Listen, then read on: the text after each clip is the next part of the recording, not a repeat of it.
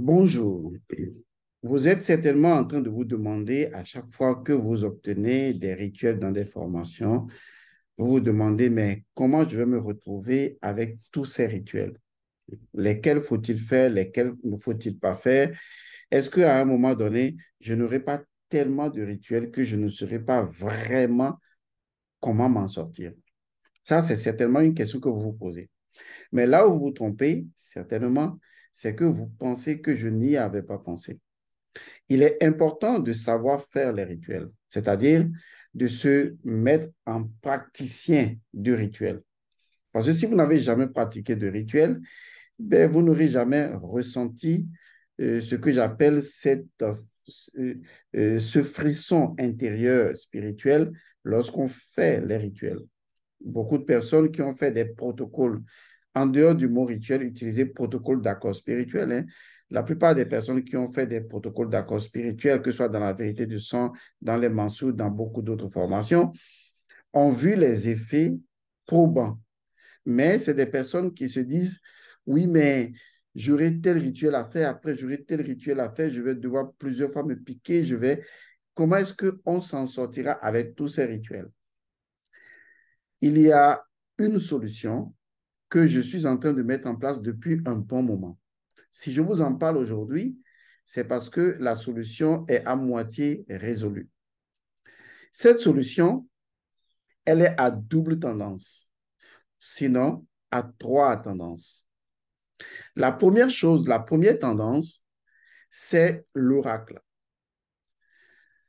Je vous montrerai, lorsque tout sera mis en place, et d'ici 2 mois ou 3 mois ou plus, je vous montrerai comment ces trois instances peuvent résumer définitivement tous les rituels que vous avez ou que vous faites.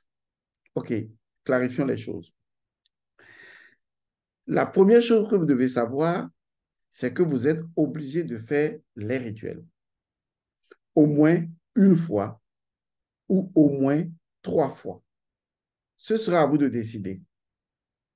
Donc, s'il y a un rituel, vous êtes obligé de faire le rituel. Il faut bien garder le mot faire le rituel.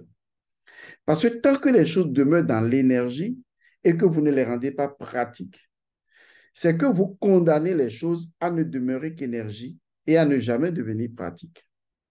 Alors que quand vous pratiquez la chose une fois, c'est que vous lui donnez l'énergie non seulement d'être, mais de résulter. De l'énergie donc de produire un résultat ou un résultif. C'est pourquoi je dis, vous êtes obligé de faire un rituel. Par exemple, prenons le rituel de la vérité du sang. Si vous ne faites pas ce rituel, dans votre univers spirituel, ce rituel n'a jamais été fait. C'est-à-dire que vous n'avez jamais utilisé l'énergie de ce rituel pour le rendre pratique. Donc, du coup, en vous, eh bien, vous pouvez parler de ce rituel, identifier son énergie, mais ça n'a jamais été fait. Et donc, il n'y a pas un couloir qui puisse dire aujourd'hui, ça a déjà été fait une fois. Et donc, le fait que ça a été fait une fois, ce sera toujours fait. En tout cas, par vous, je veux dire. C'est pourquoi je dis qu'il faut forcément faire les rituels. Mais étant donné que vous n'allez pas pouvoir faire les rituels encore et encore tout le temps, tout le temps, tout le temps, et vous croyez que je n'y avais pas pensé, puisque ce n'est pas que j'y pense ou que je n'y pense pas.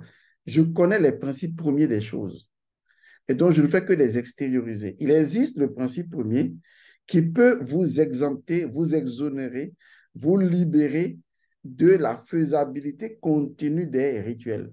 C'est ce que je veux vous dire. Ça veut dire qu'à un moment donné, vous pouvez arrêter de faire les rituels parce que vous les avez déjà faits, ne serait-ce qu'une fois. Est-ce que vous comprenez? Parce que vous les avez déjà fait une fois, votre mémoire cellulaire échtonienne va enregistrer cette information et transmettre ça à un objet physique. Vous n'aurez plus besoin de faire les rituels, vous n'aurez qu'à utiliser cet objet et à faire appel au rituel en question. Donc, les gens qui pensaient que, oui, on nous donne trop de rituels, vous vous gourrez.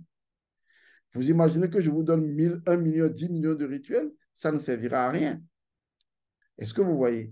Le but de ce que je suis en train de faire, c'est de vous amener à un moment donné à arrêter de faire les rituels. Même une méditation est un rituel. C'est un rite. C'est un protocole, d'accord. Et vous pouvez également arriver à un moment donné à ne plus vraiment faire les méditations tout le temps parce que vous auriez déjà fait les méditations une fois, deux fois ou trois fois ou une fois, fait une fois un rituel et maintenant vous allez transporter l'énergie de ce rituel grâce à l'oracle à travers d'autres objets qui sont également associés à l'oracle. Tout cela vous sera clair au moment opportun. Maintenant, je vous donne juste l'information que nous aurons besoin de trois choses. Premièrement, l'oracle. Donc, vous devez disposer des deux yeux de l'oracle. L'oracle a deux yeux, un œil solaire et un œil lunaire. C'est pour cette raison que c'est en relation avec Horus l'Ancien et en relation d'ailleurs avec Thoth Hermès, qui est justement celui qui fournit les yeux d'Horus l'Ancien. Donc, vous aurez besoin de l'œil d'Horus droit, de l'œil d'Horus gauche, l'œil solaire et l'œil lunaire.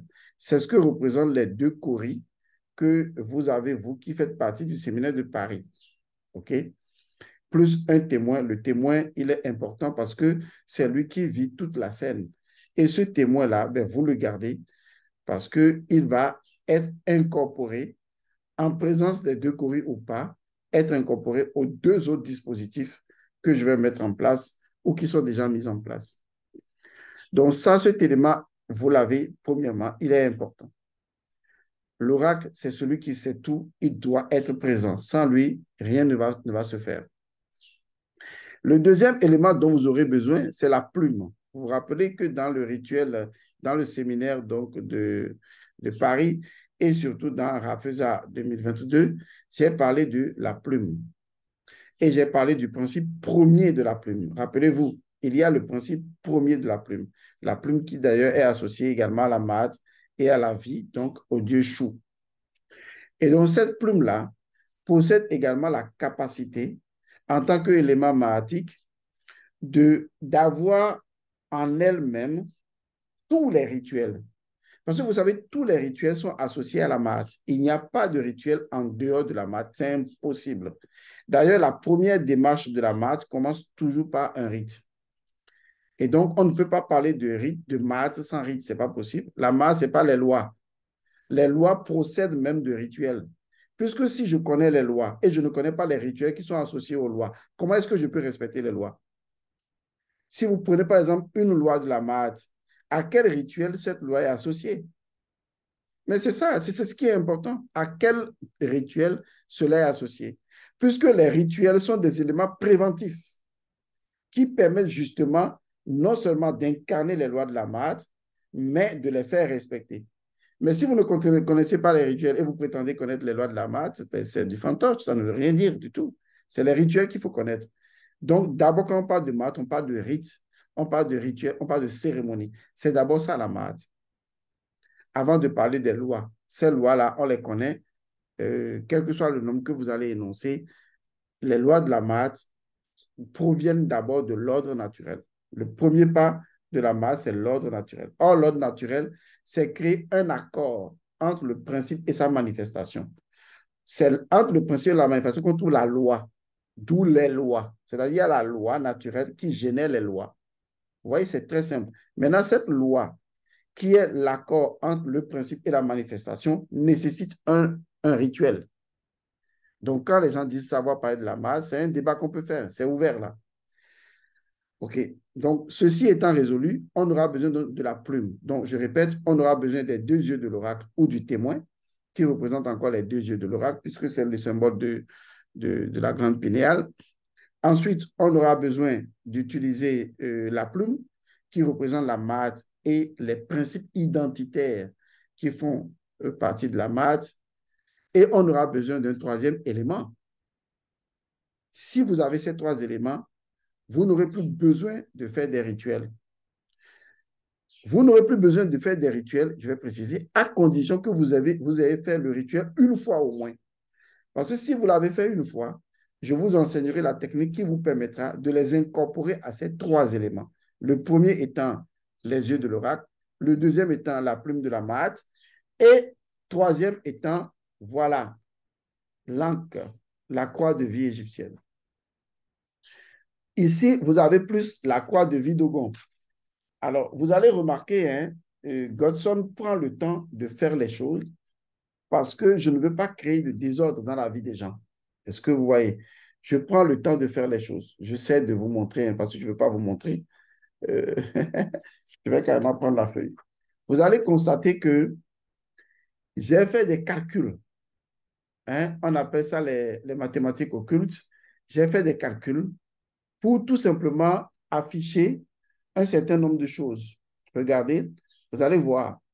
J'ai décomposé, hein, vous voyez, j'ai décomposé tout. Et je leur ai attribué des nombres. Vous voyez, je leur ai attribué des nombres. Voilà, je vais faire comme je peux, hein, voilà. Là, au moins, c'est plus simple. Je leur ai attribué des nombres et ces nombres-là ne sont pas choisis au hasard parce qu'il a fallu faire des calculs entre le nombre d'or, le pi et d'autres nombres sacrés pour obtenir des mesures précises. Donc, ce que je vais vous sortir là, qui est la croix ancre ou la croix Dogon, si vous voulez, j'ai déjà lancé la commande. D'accord? J'ai déjà lancé la commande de cette croix-là. Ça va venir d'ici quelques semaines. Je vous informerai dès la venue.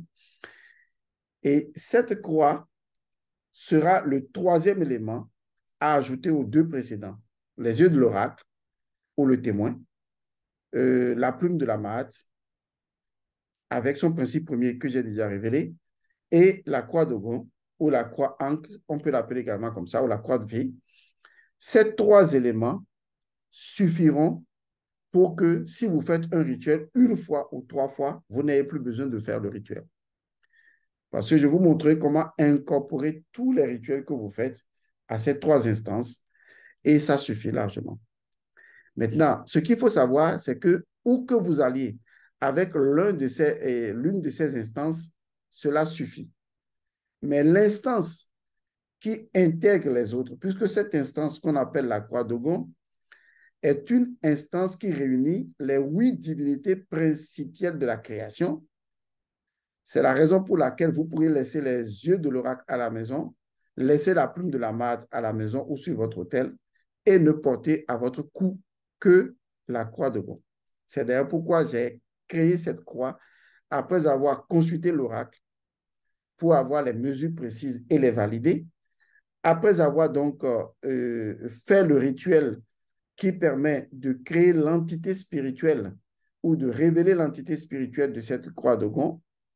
Et enfin, lorsque la croix de Gon va arriver, puisque j'ai fait une commande, c'est vrai, limitée, nous allons passer à la consécration.